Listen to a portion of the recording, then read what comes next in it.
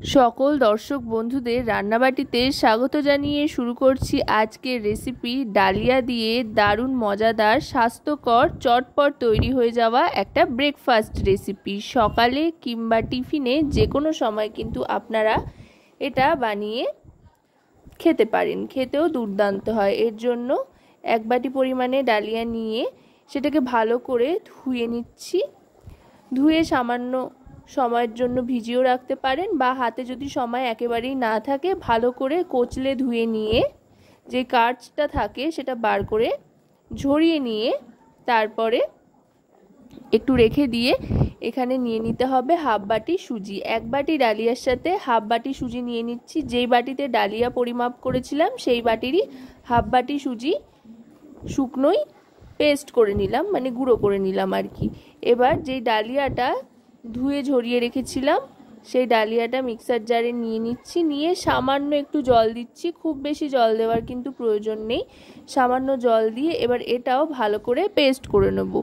সুজিটা শুকনো অবস্থায় মিহি করে গুঁড়ো করে নিয়েছি, সেই জন্য আগে নিলাম, আর ডালিয়াটা পরে নিলাম সামান্য একটু জল দিয়ে। আর ডালিয়াটা যেহেতু ধুয়ে নিয়েছি সেই জন্য এবার আরেকটু জল অ্যাড করে তার সাথে দিয়ে দিচ্ছি টক দই 50 গ্রাম পরিমাণে।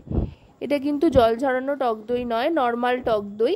কারণ কিনা এতে আলাদা করে আর সেভাবে কোনো জলের ব্যবহার যেহেতু হবে না, তাই ডালিয়ায় যতটুকু জল ব্যবহার করেছি সেই জলটা আর এখানে টক দইতে থাকা যে এক্সট্রা জলটা সেটা মিশিয়ে নিচ্ছি। এবার ভালো করে ফেটিয়ে নিতে হবে একটা বিটারের সাহায্যে, বা আপনারা যে কোনো কিছু দিয়ে ফেটিয়ে নিতে পারেন যাতে আপনাদের সুবিধা হয়। আর লক্ষ্য রাখতে হবে যাতে কোনো রকমের লাম্পস না থাকে। ভালো করে ফেটিয়ে নিয়ে এবার দিয়ে দিচ্ছি পরিমাণ মতো নুন আর চিনি। যেহেতু টক দই ব্যবহার হয়েছে তাই চিনির পরিমাণটা একটু বেশি করে দিচ্ছি, তাতে করে স্বাদে একটা ব্যালেন্স আসবে। বড় চামচে 2 চামচ মতো চিনি এখানে দিয়ে দিলাম। চিনি আর নুন দিয়ে আবার ভালো করে মিশিয়ে নিচ্ছি। ভালো করে মিশিয়ে নেওয়ার পর এবার সুজি যেটা গুঁড়ো করে রেখেছিলাম সেটা দিয়ে দিলাম। এতে করে ব্যাটারের থিকনেসটা একটু বাড়বে। ভালো করে মিশিয়ে নিচ্ছি সুজিটা দিয়ে ভালো করে মিশিয়ে নেওয়ার পর সামান্য একটু হলুদ গুঁড়ো দিয়ে দেবো রঙের জন্য। আপনারা না চাইলে হলুদ গুঁড়ো নাও ব্যবহার করতে পারেন। খুব চটজলদি কিন্তু তৈরি হয়ে যায় ঘরে থাকা সাধারণ উপকরণ দিয়ে এই রেসিপিটা। আপনারা চাইলে কলেজ, স্কুল, টিফিনের লাঞ্চ বক্সেও কিন্তু এটা প্যাক করতে পারেন, অথবা সকালের ব্রেকফাস্টেও দিতে পারেন। বাচ্চা থেকে বড় সকলেই কিন্তু খুব খুশি হবে। সামান্য একটু কাশ্মীরি রেড চিলি পাউডার দিয়ে দিলাম, এতে করেও খুব সুন্দর একটা রং আসবে আর হালকা একটা ঝাল ঝাল ফ্লেভারও আসবে। এবার দিয়ে দিচ্ছি এতে বেকিং পাউডার, এতে করে খুব সফট হবে সেই জন্য বেকিং পাউডারটা দিলাম 1 টিস্পুন পরিমাণে।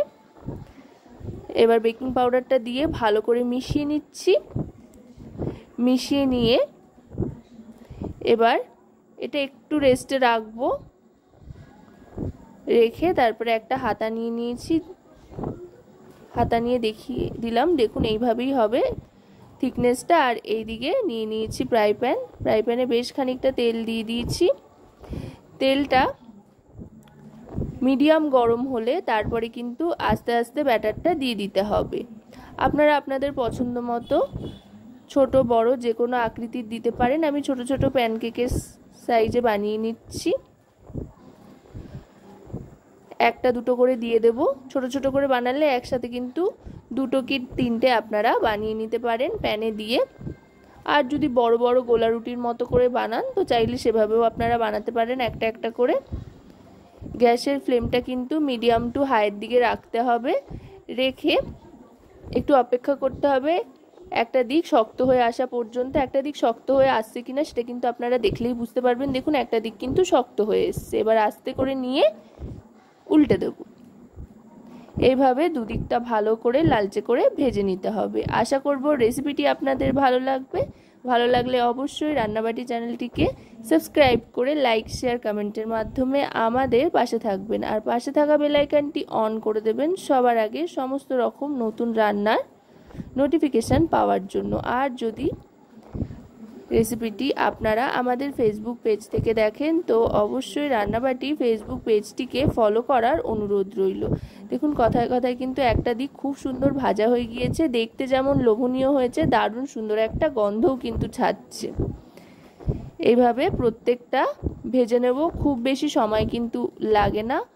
আর আপনাদের যদি রান্নাবাটি সংক্রান্ত কোনো রকমের কোনো পরামর্শ থাকে সেটাও কিন্তু অবশ্যই আমাদের কমেন্টের মাধ্যমে জানাবেন, কারণ আমাদের রান্না কিন্তু আপনাদের জন্যই, তাই আপনাদের প্রত্যেকটা কথা, প্রত্যেকটা কমেন্ট কিন্তু আমাদের জন্য খুবই গুরুত্বপূর্ণ। এইভাবে প্রত্যেকটা একটা একটা করে ভেজে নিচ্ছি, এবার ওলট পালট করে সার্ভ করে দেব। আশা করব রেসিপিটি আপনাদের ভালো লেগেছে। ভালো লাগলে অবশ্যই কমেন্টের মাধ্যমে জানাবেন। সকলে খুব ভালো থাকবেন, সুস্থ থাকবেন, আর বাড়িতে এই রেসিপিটা ট্রাই করতে ভুলবেন না যেন। আর তার সাথে সাথে রান্নাবাটির সাথে থাকতেও ভুলবেন না।